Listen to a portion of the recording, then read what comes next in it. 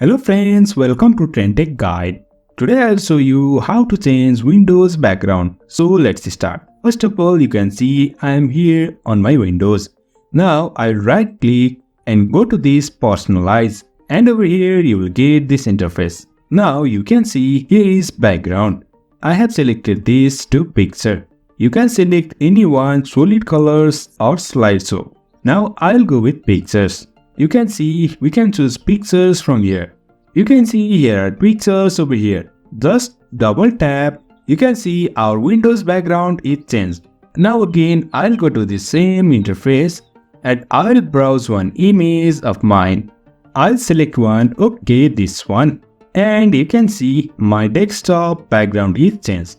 So in this way we can change desktop background by using pictures which are available over here and also by browsing from our desktop.